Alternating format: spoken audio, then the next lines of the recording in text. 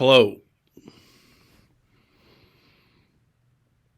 my name is Charles Webster Baer, and I am in Redmond, Oregon, USA, planet Earth. Today is February 23rd, 2023, and my website is globalinternetgovernment.com.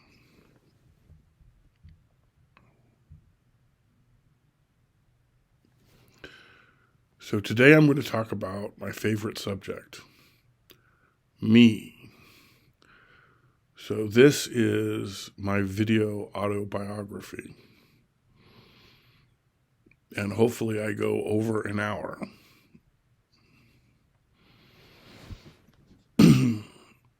So,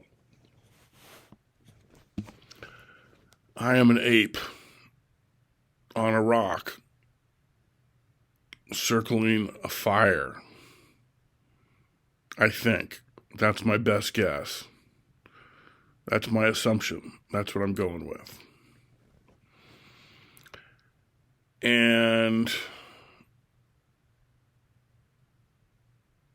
I was born and raised, I'm told, in Santa Cruz, California, USA, in 1969.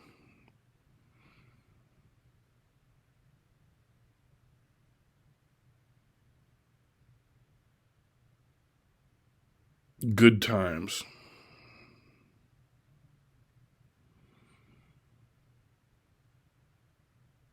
I was conceived in 1968. So in 1967, I did not exist. And I went to Westlake School on the West Side.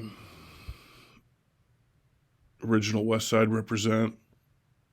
Ride or die. West Side for life.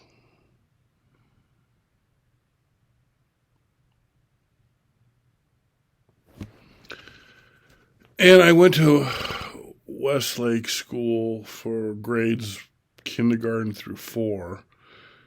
Westlake is right bordering UCSC, University of California, Santa Cruz.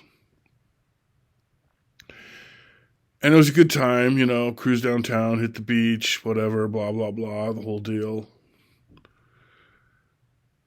And so that was groovy. Then for 5th grade, I moved to Oklahoma City, and I went to Cassidy School from 5th grade to 8th grade. And that was pretty cool. And that's where I decided I wanted to be president of the United States of America, because I watched Ronald Reagan's 1980 campaign and said, that's what I want to do. So I've been running for president of the USA ever since 1981 or 82. Anyway, in 1983, I had decided that I was going to leave Oklahoma. And so I moved to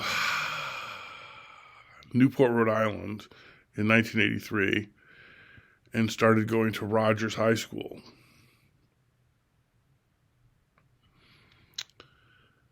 Now, in 1984 or 1985, I became a depopulationist. So when I was going to high school in Newport, Rhode Island, I decided that I was going to be a depopulationist. And depopulationism, to me, is the one woman, one child policy that China implemented in 1980. So in 1984, 85, I became a depopulationist. And I decided that's what I was going to do with my life, was to be a depopulationist and to push the depopulationist agenda forward. So that's what I did, and that's what I'm still doing. And that's what I'll always be doing, because that's what I enjoy doing, and that's what I want to do. So depopulationism means that it's illegal for a human being in the solar system to reproduce a second time for the first few centuries of this millennium, the third millennium AD.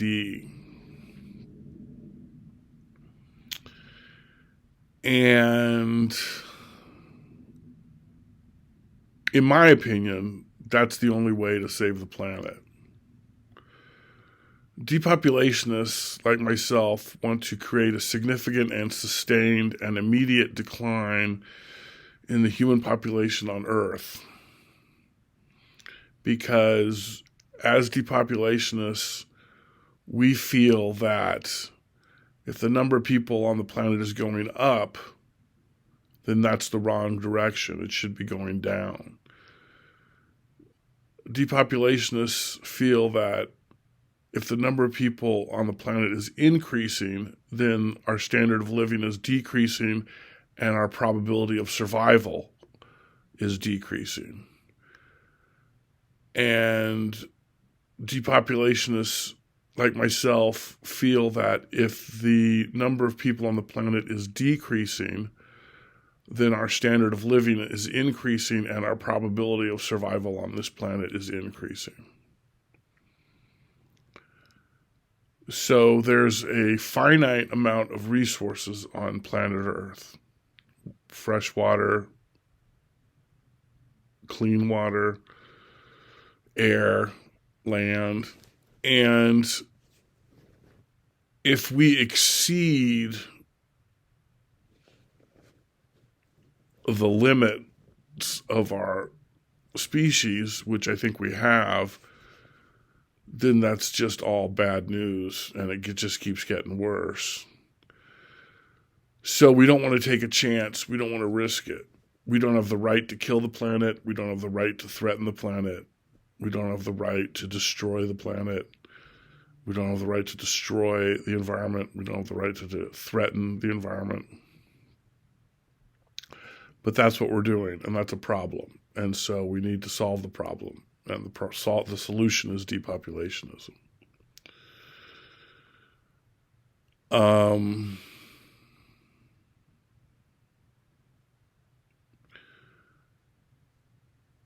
The number of people on the planet Earth needs to decline and go down until we reach a sustainable level. A sustainable level is a number that future generations will determine. I'm going to guess it's around 2 or 3 billion. But it's our job now to go in the correct direction, which is down. And right now we're going in the incorrect direction, which is up. Okay, there's 8 billion people on the planet, and we're going to 9 billion. We should be going back down to 8 billion, and then to 7 billion, and then to 6 billion. So that's the deal. That's depopulationism. Okay? Depopulationists like myself are the solution, and people who are not yet smart enough to be depopulationists are the problem. And so it's really a battle between the smart people, depopulationists, and the stupid people who are killing the planet. If they're too stupid to know they're killing the planet, then they're stupid. If they're smart enough to know they're killing the planet and they don't care, then they're evil. And if they're smart enough to know they're killing the planet and they like it, then they're insane. So if you're stupid, then I'd like to encourage you to become smart. And that's going to require you using your brain, which is located right here inside your skull. Don't be afraid of it. It's a good thing. Don't be afraid of thinking. Don't be scared of thinking. Thinking is good. You should try it and see if you like it. give it a shot. I highly recommend it.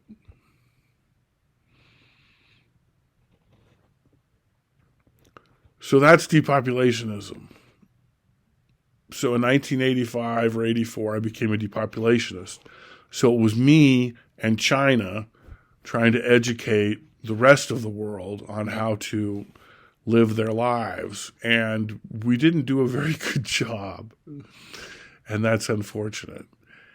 But we continue to, or at least I continue to, try to enlighten people. It's basically me, the depopulationist, versus everybody else, the peasants, the slaves, the lunatics, versus Charles. Now, hopefully Charles wins, but it's not looking too good lately so far. Anyway, that's where we're at. That's depopulationism. Now, depopulationism is the religion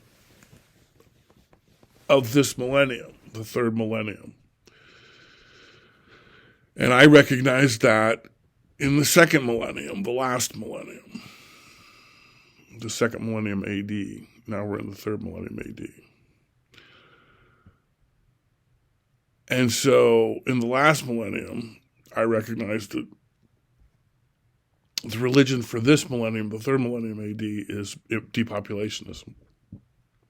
So I got in early with China, and then in 2016, China said, we're not depopulationists anymore, so now it's just me. So what I did was I chose to live my life on the hardest level, which is save the planet without any help.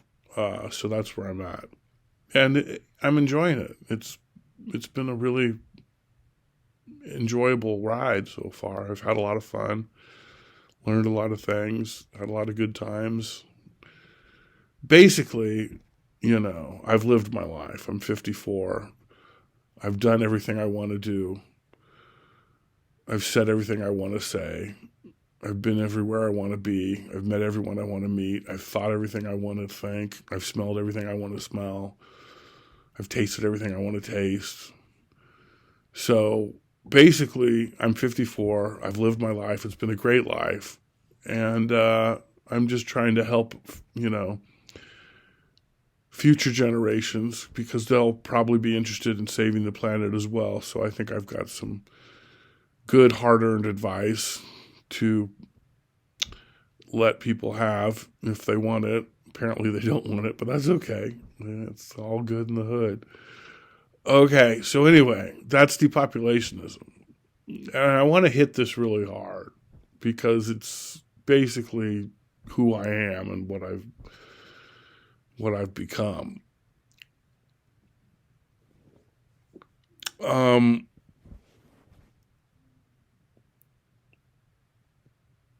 If you are a depopulationist, good for you. The good news is you're intelligent. The bad news is you're outnumbered. But if you are a depopulationist, that's great. That's great. Now, if you are a depopulationist, I recommend you become loud about it. I recommend you become political about it. I recommend you only vote for depopulationist candidates. I recommend you run for office as a depopulationist. The need for depopulationists grows every day and exponentially. And so it's time for us, depopulationists, to step up and save the planet and encourage others to step up and save the planet. This really is our time, because if we don't pull this off soon, that'll be the end of that program.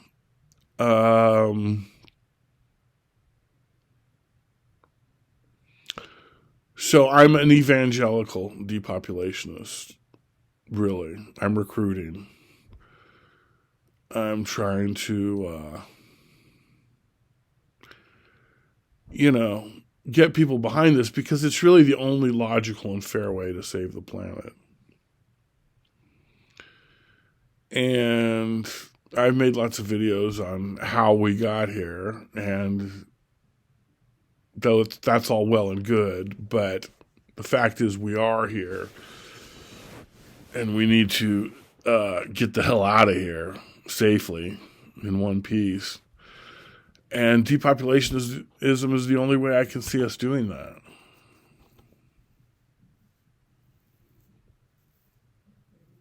So we need to start now, globally, everybody.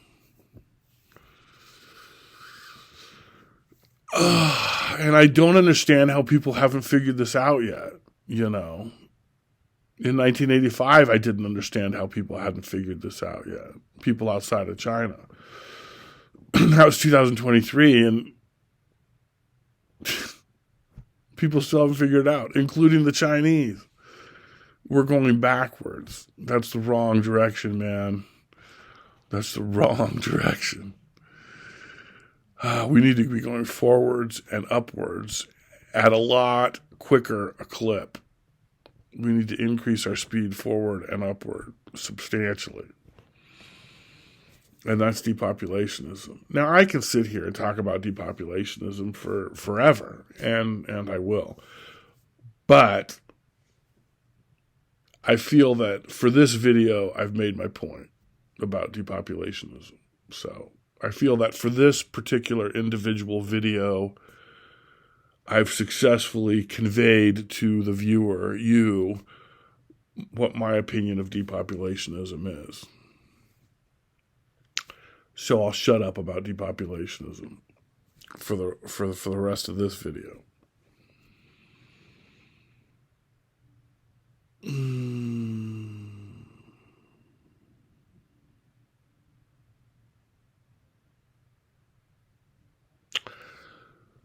So in 1986, I go back to Oklahoma City and I go to McGinnis High School for 5 months.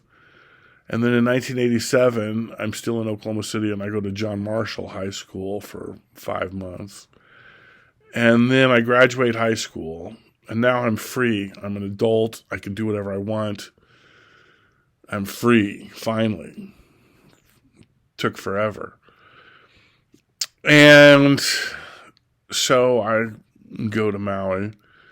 And in 1987, I moved to Maui for a year. And in 1988, I moved to Humboldt State University in Northern California for 4 months or whatever. And then in 1989, I go back to Newport, Rhode Island.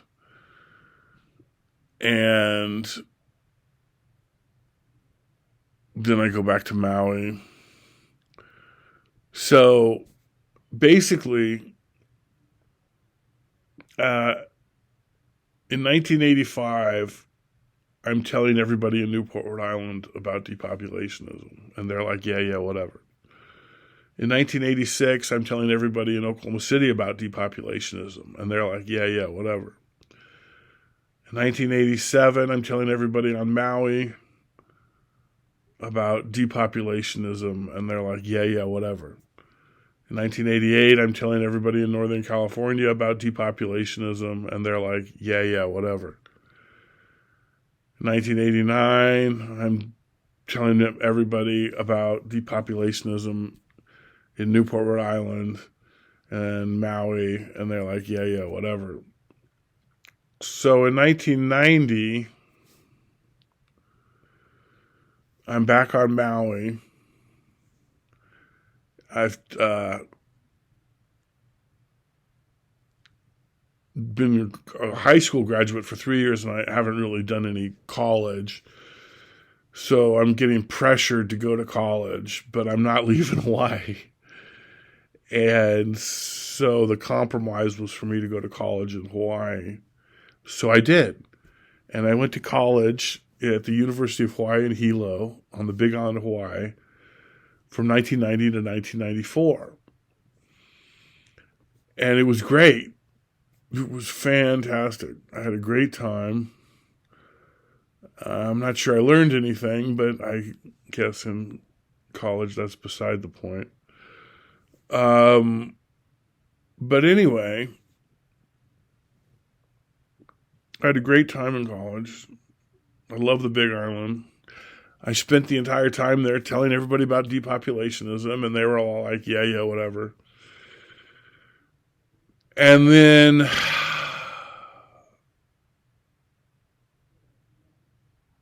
I graduated in 1994, in December 1994. I graduated the University of Hawaii at Hilo on the Big Island of Hawaii with a Bachelor of Arts in Political Science.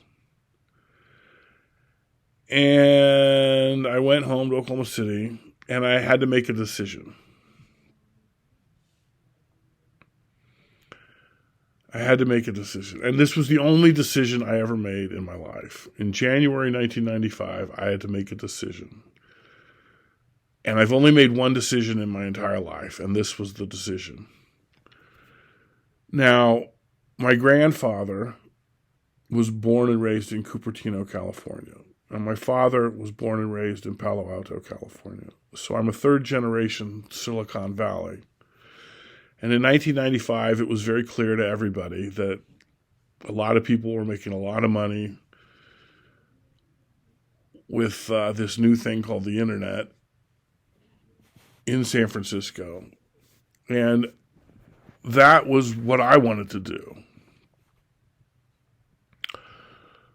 But I also realized that if I did that, then I'd just spend the rest of my life being some rich douchebag,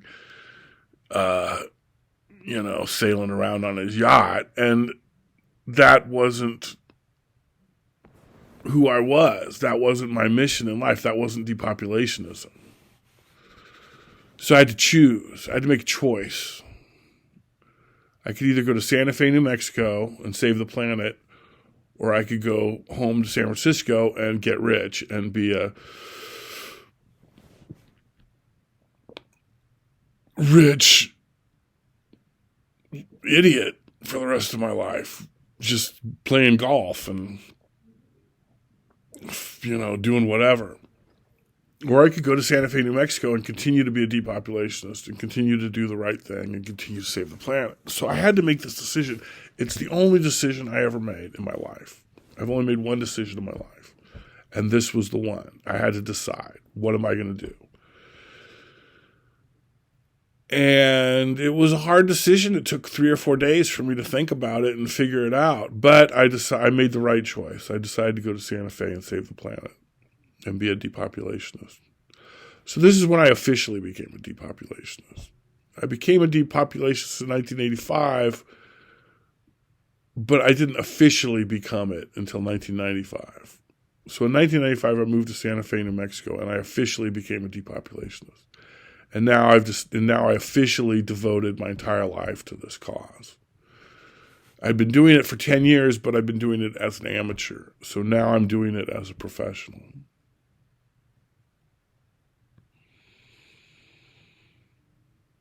And I had a good time in Santa Fe. I became a surf journalist for Surfer Magazine. I became a snowboard journalist for Snowboarder Magazine. And I was having a lot of fun, but I only became a surf journalist and a snowboard journalist to push my depopulationism agenda. And they weren't pushing my depopulationism agenda. So in 1999, I moved to Portland, Oregon. And in the year 2000, I created a global internet government. And that's when I said to these guys at Surfer Magazine and Snowboarder Magazine, this is gig. You got to run it. This is depopulationism. This is saving the planet. This is why I'm here. This is why I'm doing this. You guys have to run this. They're like, nope, we're not going to run it. So there was things came to a head, and we were at an impasse. And, I always thought surfers and snowboarders were going to eventually get on this and save the planet, but they never did. I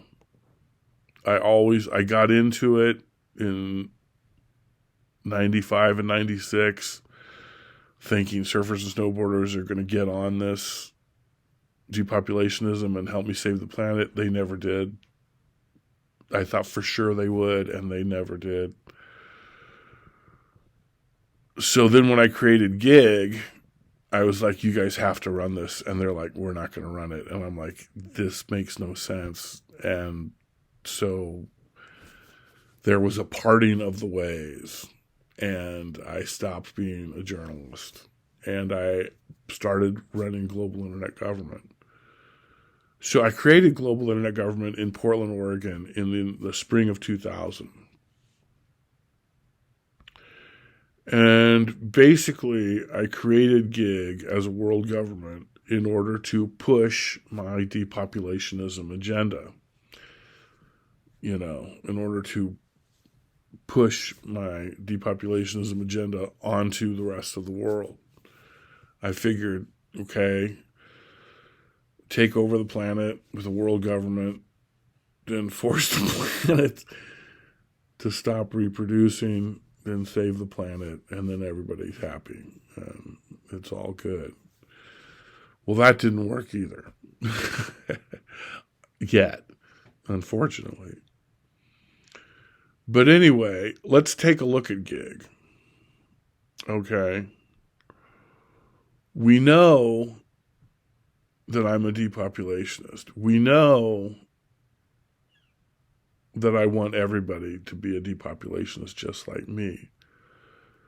So let's say somebody comes up to me and says, okay, great, how do we do it? What's my response? My response is Gig. Okay. What we need to do is depopulationism, and how we're going to do it is Gig. The goal is depopulationism, and the plan to achieve that goal is Gig. Okay, what we have to accomplish as a species now is depopulationism. And the way to do that is global internet government. So now I've not only got now I've since 1985 I knew what I had to do, convince everybody on the planet to be a depopulationist.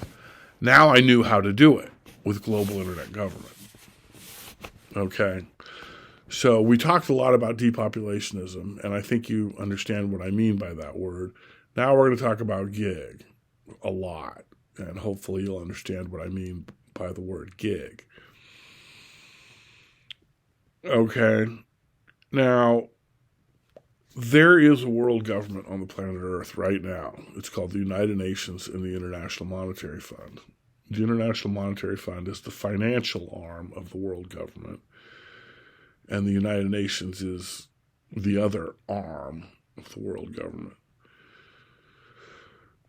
Now, the UN and the IMF are good. They're good. They do good things. They do the right things the right way. They're just slow and confusing, and there's a lot of room for improvement. Well, Gig explores those areas that can be improved from an online point of view, which is basically every area. Okay, so Gig augments the UN and the IMF. Gig works with the UN and the IMF. Gig supports the UN and the IMF and assists them and helps them do what they do faster and better.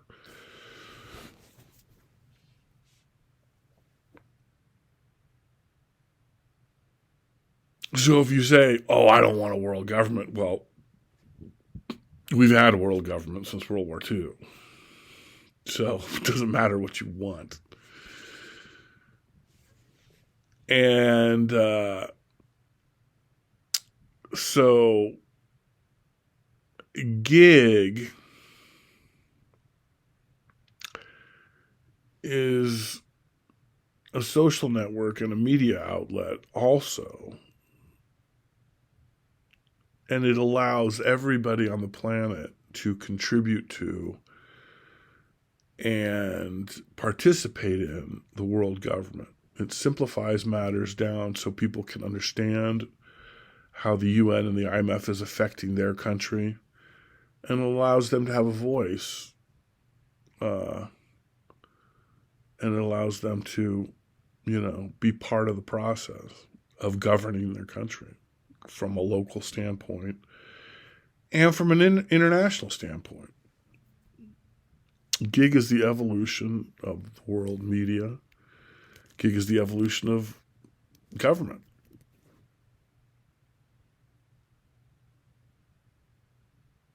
Gig brings freedom of speech and transparency and democracy to everybody,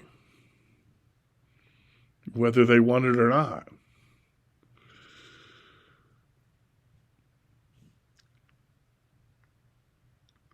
So the main component of gig is depopulationism. But there's a lot of components to gig. And another main component is birth control, female reproductive rights. Female reproductive rights means that every human on Earth has the right to total and free access to all forms of birth control, including abortion. And governments that do not completely and totally agree with this are illegitimate governments and illegitimate governments will be replaced quickly and peacefully by legitimate governments, by global internet government.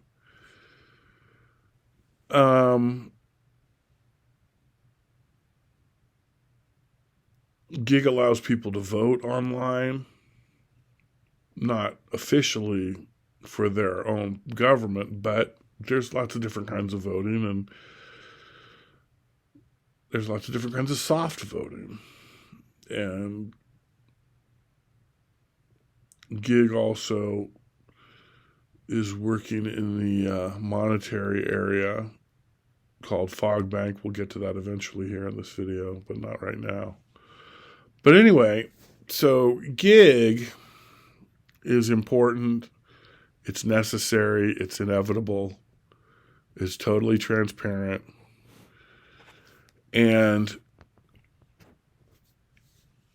let's look at the EU. Let's look at the European Union. That's been around for a long time. It's a world government. It's an international government of 27, 28 nations that's growing to the east. And countries that want to be part of it can knock on the door, knock, knock, who's there? Country X, can we come in? Well, country X, you've got to meet these requirements to be part of the EU. You've got to have low inflation, low debt, democracy, freedom of speech, equal rights. Well, we got all that. Okay, great, come on in. So the EU is a world government that is expanding and growing, and countries that want to be part of it can apply and agree to the rules and hopefully eventually get in. That's what gig is, but gig's for the whole planet, not just Europe. The European Union is a world government for Europe. Gig is a world government for the entire planet. And the EU is expanding, And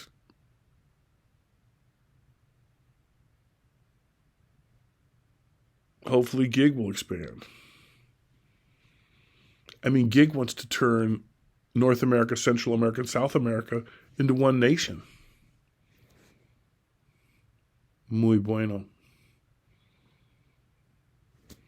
Gig wants to turn every country that has a toe in the Pacific Ocean into one nation. Fuck yeah. That's half the planet. Okay. So that's what gig's going to do, man. It's going to save the planet by uniting the planet. Freedom, democracy. But you know what? Gig's cool with the communist countries too. Gig's cool with every country. The only thing you have to do to get into gig is be depopulationist. Then you're in.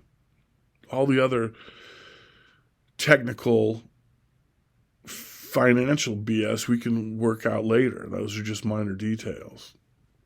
All the cultural, political bullshit we can work out later. Those are just minor details. The only thing you have to do to be part of gig is to hold an election in your country and make it part of the constitution of your country, depopulationism. You have to make depopulationism and maybe a balanced budget amendment part of the constitution of your country. And then you can be allowed into gig. And eventually, the whole planet will be in gig. And the whole planet will be depopulationism. Because we're getting better, we're getting smarter as human beings, we're getting more intelligent, we're getting more educated. So eventually we're going to evolve into depopulationists. We're going to get so smart and so civilized and so enlightened that we'll all be depopulationists. And then the planet will start to heal itself. And then the environment will start to heal itself. And then we'll be able to survive on Earth as a species. That's going to happen. Now, we could have done it a lot easier in the last millennium, but we chose to do it the hard way because we're fucking monkeys. But that's okay. It's okay to be a monkey.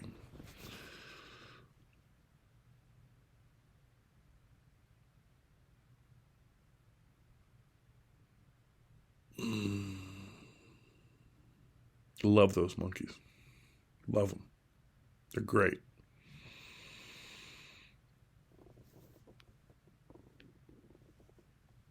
Okay, so that's gig.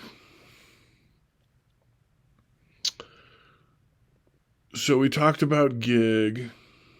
We talked about depopulationism. And so now I'm in Portland, Oregon.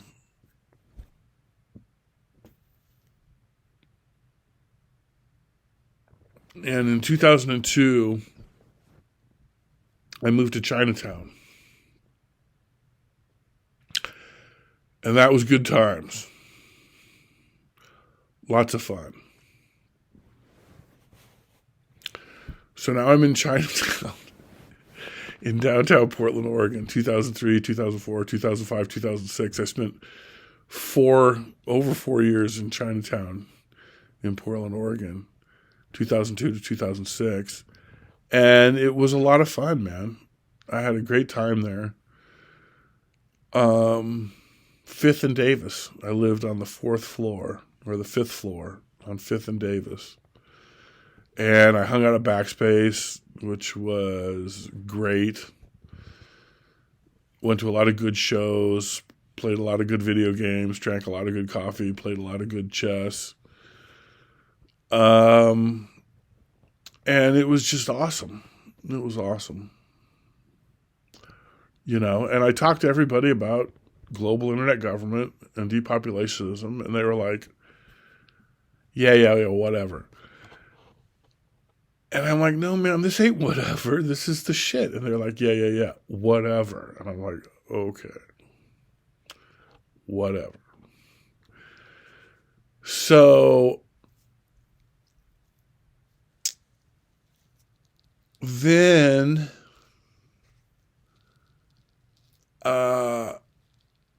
I moved to Bend, Oregon in 2007.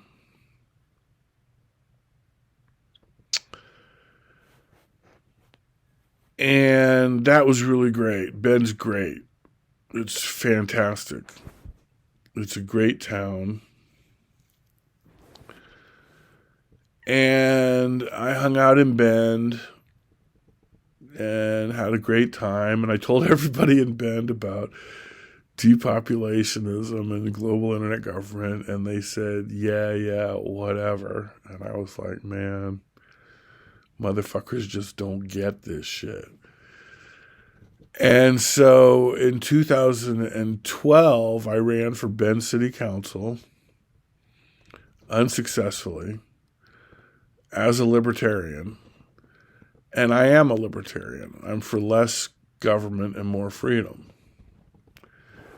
And, you know, I ran for president of the USA unsuccessfully. I've ran for president of the USA since 1984. Now, I was aware that I was too young, but that didn't stop me. You know, I've been running for president of America since 1984. And back in the 80s and 90s, I knew that I couldn't win because I wasn't old enough, but that didn't stop me. I still ran anyway. And so I've ran for president of the USA in every presidential election since 1984. And as a libertarian and as a depopulationist and as, you know, the voice of reason. And so basically, in 2012, I ran for city council of Bend, Oregon. And they're like, yeah, no thanks. And I'm like, what? What are you talking about? I'm the only guy here who makes any sense. But they just weren't down with the program, apparently. So, in 2014, I moved to China for 3 years to teach English. And it was great. It was great. It was awesome. I love China. I want to go back. Forever. And then in 2017, I moved back to Bend. And then in 2018, I ran for the mayor of Bend in 2018. And I lost. And in 2019,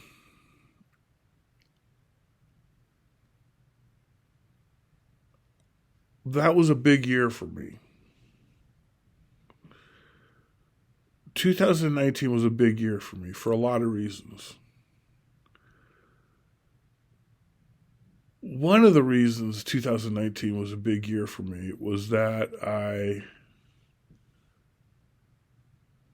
came up with the word depopulationism. Now, depopulationism is such an important issue. It's the only important issue. Depopulationism is the only relevant issue.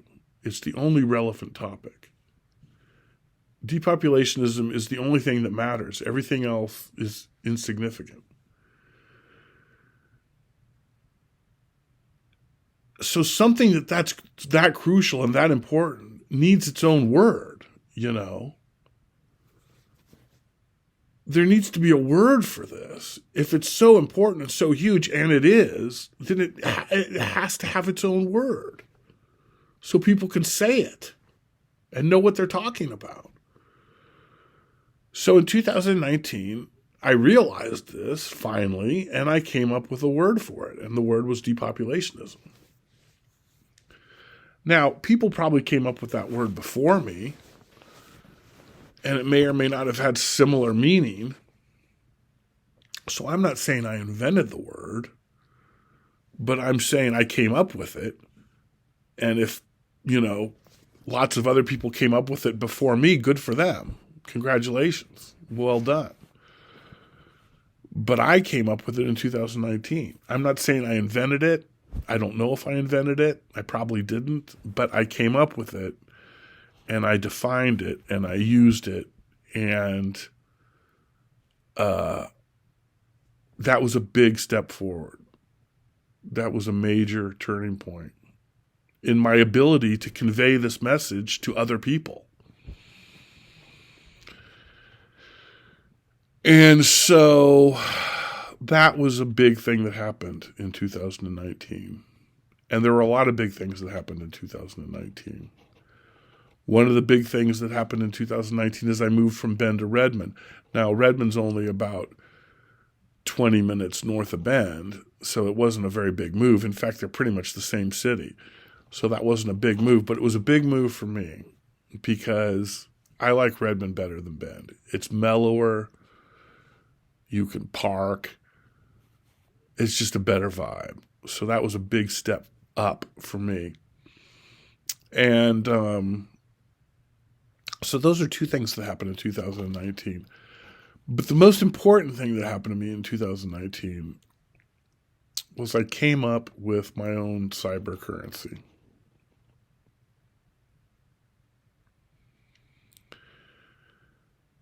And I called it Fog Bank.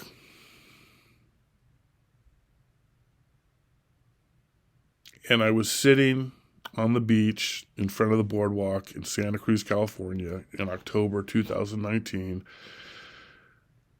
like I had been doing my entire life, just hanging out. And I was thinking about my cyber currency, which I called Rainbow Bank, and then I shortened it to Rain Bank. And I was thinking about Rain Bank. And I was sitting there on the beach in front of the boardwalk in Santa Cruz, California in October 2019, thinking about my cyber currency, which was 100% transparent. And I was calling it Rain Bank. And the fog started to roll into Monterey Bay. And I'm watching this fog roll into Monterey Bay like I've been doing my entire life. I spent my entire life watching fog roll into Monterey Bay. So there I was again, watching fog roll into Monterey Bay like I've been doing my entire life. And I'm thinking, Rain Bank, how am I going to do this? How am I going to do this? And then I looked up again, and it was just this huge wall of fog just coming right into Monterey Bay. And I'm like, that's not fog. That's a fog bank. And then I'm like, Rain Bank, Fog Bank, Rain Bank, Fog Bank. And then I'm like, well, there's no such thing as a rain bank, but there's sure as hell such thing as a fog bank. So that's when I came up with the Fog Bank. And that was my cyber currency, which is 100% transparent and is the future of all currency, okay? Because money wants to be clean and money wants to be free. And if money is 100% transparent, then it is clean and it is free. So Fog Bank is the best currency because it's totally transparent and everybody knows exactly where every unit of currency is all the time. And everybody knows the entire history of every unit of currency everywhere all the time, even if that unit of currency gets deleted. So there's no corruption, there's no hacking, there's no tax evasion, there's no bullshit. It's clean money. It's as clean as money can get. And it's the best money. And people want to put their money into the best currency available, and that's fog bank. And that's my cyber currency, and that'll eventually become the only cyber currency and the only currency.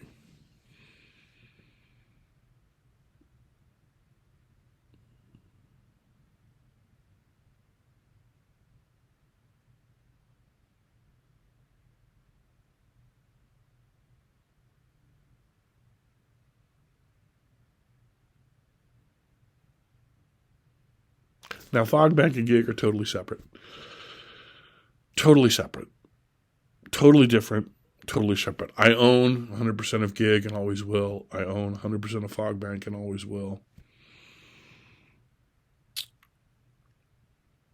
And they're two totally individual companies.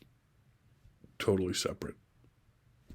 Now, I'm going to die. And after I die, or maybe before, gig and fog bank are going to turn into one company, an international nonprofit owned by the people of Earth. That'll happen when I say it happens, or after I'm dead. I don't want to give people motivation to hasten my demise. So I put in things where this unification will occur quicker if I'm alive and slower if I'm not. But I digress.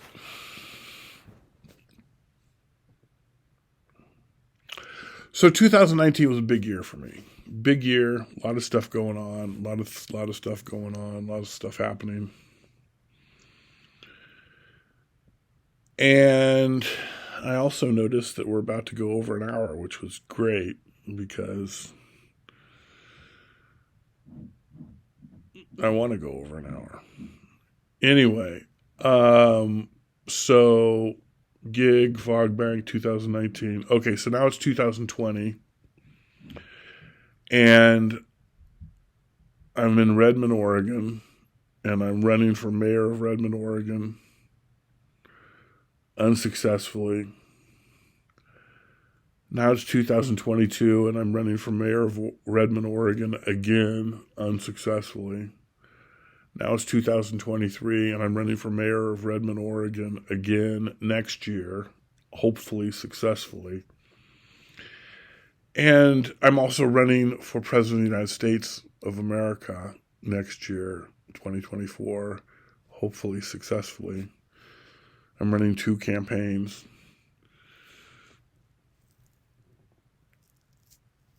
As a libertarian, more freedom, less government.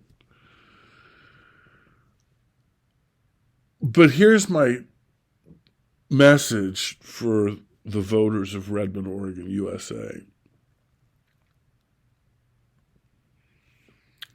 It's time for Oregonians to stand up and lead the world on the 2 most important political issues of our time. Number 1, environmentalism, and by that I mean depopulationism, and number 2, transparency, and by that I mean global internet government.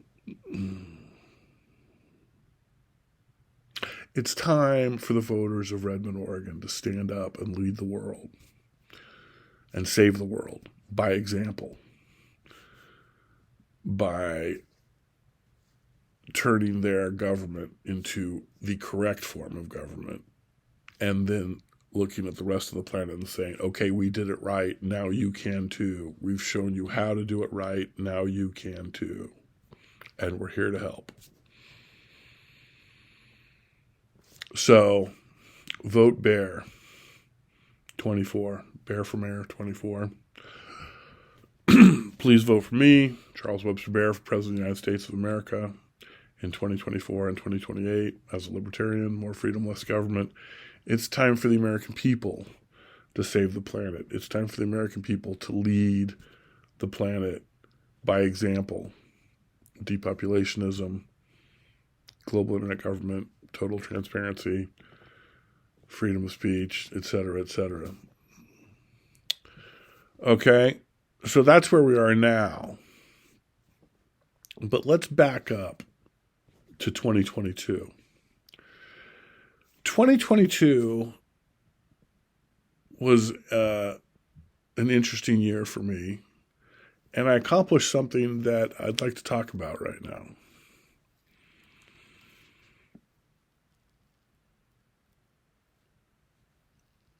Now, growing up in Santa Cruz, California, I was an agnostic, and I thought religion was something that they did back in the days when they had, before electricity. Then when I got to Oklahoma, I'm like, wait a minute, what's this religion stuff? You guys still do this? What are we talking about? Then when I got to Newport, Rhode Island, I'm like, okay, religion's total bullshit. I'm an atheist. Then when I got to Hawaii, I'm like, this atheism shit is too exhausting. I have to fucking explain to everybody why they're stupid, and they don't seem to appreciate that, and it takes a lot of energy. I need something more mellow. So I became a Buddhist. And once I became a Buddhist in the early 90s, then I just was like, well, this is great. It's easy. It's simple. I don't even have to think about it. Be nice, be kind, be honest, obey the law, have fun. I was already doing all this stuff anyway. So becoming a Buddhist, it was just no problem. I was already there. So it was just easy, and then I didn't have to worry about it, and everything was cool.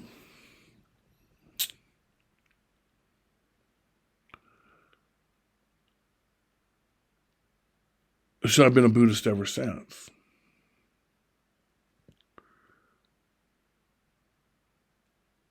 But in 2022, when the Supreme Court of America reversed Roe versus Wade, I got real angry. I got very angry. I was shocked. I was shocked. And I'm like, no, we're not going to move backwards. My country's not going to move backwards. I'm not going to move backwards. We're not going to do this. I got mad. And I've always ignored religious people because they're just obviously nuts. But when they overturned Roe v. Wade, they were coming at me. This was a direct attack at me and my planet and my country. And I said, no, that's it. It's on. And I went right at religion, directly at it. And I said, okay, I'm going to break this down. I'm going to break it down completely and figure out just exactly what's going on here. And so I did. And here's what I came up with. And as a Buddhist, I think Buddha came up with this 2,500 years ago. But I don't know. If he did, he did. If he didn't, he didn't. Whatever. But this is what I came up with.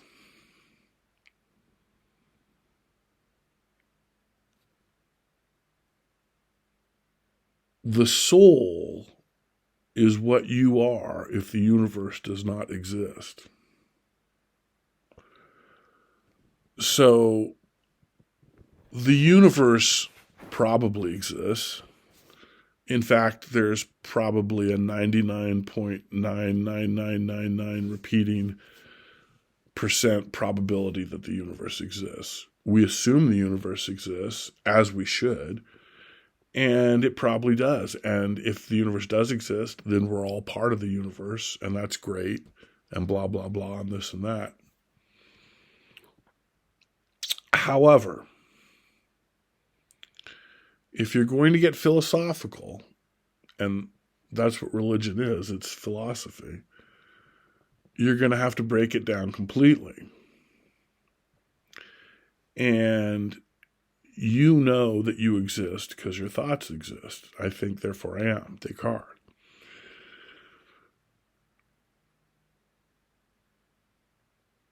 But just exactly whether or not the universe exists, you don't know. Because if you say, I see that bicycle, and so I know it exists, and then you wake up and you're like, oh, I was dreaming.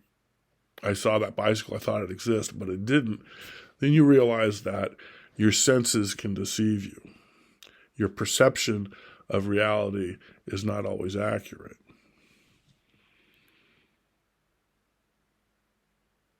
So, if the universe exists, and it probably does, that's great.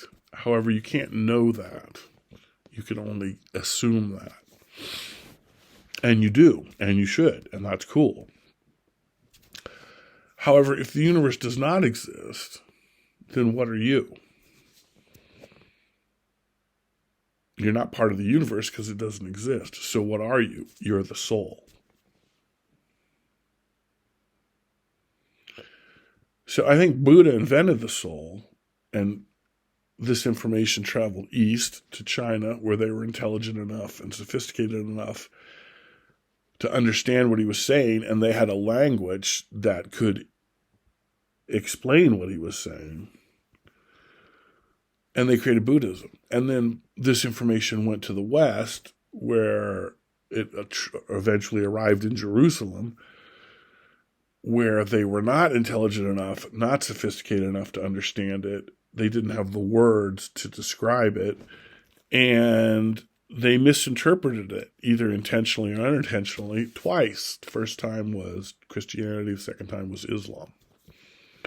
And they made an easy mistake. They substituted the word soul, singular, for souls, plural. That's an easy mistake to make, but it changes the entire situation. And basically, religion is incorrect.